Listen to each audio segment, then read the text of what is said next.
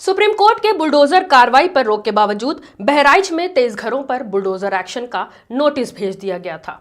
Supreme court ने पूरे देश में किसी भी रिहायशी घर को न तोड़ने का आदेश दिया है, लेकिन यूपी सरकार सुप्रीम कोर्ट के आदेश का पालन नहीं करती।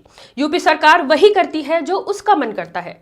सुप्रीम कोर्ट ने भले ही अपने आदेश में साफ साफ कह दिया हो कि कोई भी घर सिर्फ इसलिए नहीं तोड़ा जा सकता क्योंकि उसमें आरोपी रहता है, लेकिन उसके बावजूद यूपी के बहराइच में 23 आरोपियों के घर के बाहर अवैध निर्माण का नोटिस भेज दिया गया और 3 दिन का वक्त दिया गया।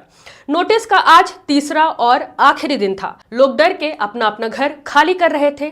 घरों से जरूरी सामान को निकालकर बाहर गाड़ियों में भरकर दूसरी जगह भेज रहे थे। इन लोगों को डर था कि सुबह होते ही या क्या पता आज रात के 12 बजे के बाद ही यूपी सरकार का बुलडोजर उनके घर के सामने पहुंच जाएगा और उनके घर को तोड़ने लग जाएगा। लेकिन पीडब्ल्यूडी विभाग की तरफ से लगाए गए बुलडोजर एक्शन के नोटिस के खिलाफ लोगों ने फिर से कोर्ट का रुख किया, जिसको लेकर इलाहाबाद हाई कोर्ट की लखनऊ बेंच में सुनवाई हुई। और अच्छी खबर यह है कि हाई कोर्ट ने बुलडोजर एक्शन पर रोक लगा दी है। बहराइच में जहां पर हिंसा हुई थी वहां पर कई सारे घर हैं, लेकिन उस पूरे इलाके में सिर्फ 23 घरों को ही नोटिस दिया गया। और ये 23 घर वही हैं जिनके किसी सदस्य पर हिंसा में शामिल होने का आरोप है। 23 घर में जिसमें 20 घर मुसलमानों के हैं और 3 घर हिंदुओं के हैं। इनके घर के बाहर जो नोटिस लगाई गई थी उसमें कहा गया कि 3 दिन के अंदर अपने दस्तावेज जमा करें। इसमें बहराइच हिंसा के मुख्य आरोपी बनाए गए अब्दुल हमीद का भी घर शामिल है।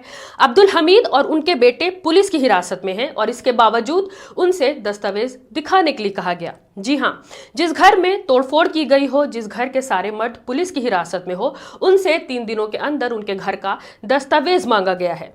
जरा सोच कर देखिए कि जेल में बंद कोई व्यक्ति 3 दिन के अंदर अपना दस्तावेज कैसे पेश करेगा।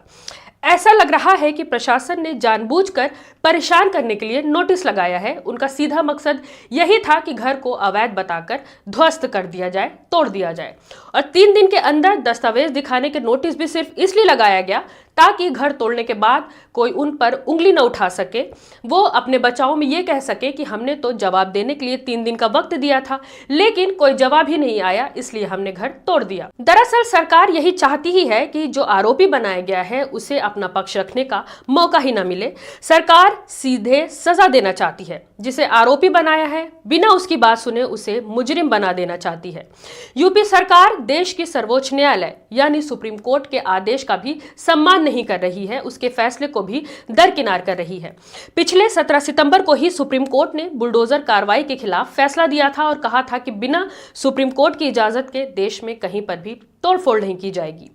बहराइच में लोगों के घरों पर नोटिस लगने के बाद 3 लोगों ने कोर्ट का रुख किया और सुप्रीम कोर्ट में पहले से चल रहे बुलडोजर कार्रवाई की एक याचिका में एक इंटरवेंशन एप्लीकेशन दाखिल की, जिसमें सुप्रीम कोर्ट ने कहा था कि किसी का भी घर सिर्फ इसलिए नहीं गिराया जा सकता कि वो आरोपी का घर है। दायर नए एप्लीकेशन में ये कहा गया कि 18 अक्टूबर को पीडब्ल्यूडी के इंजीनियर ने नोटिस चिपकाया है और जिनके घरों पर नोटिस चिपकाया है वो ज्यादातर फेरी वाले हैं, किसान परिवार से हैं। और यह भी दावा किया गया है कि जिन मकानों में नोटिस चस्पा किया गया है वो 10 से 70 साल पुराने हैं। इसमें यह भी बताया गया कि सिर्फ 3 दिन का वक्त इसलिए दिया गया है कि कोई कानूनी एक्शन न लिया जा सके, जिसको लेकर इलाहाबाद हाई कोर्ट की लखनऊ बेंच में सुनवाई चल रही थी।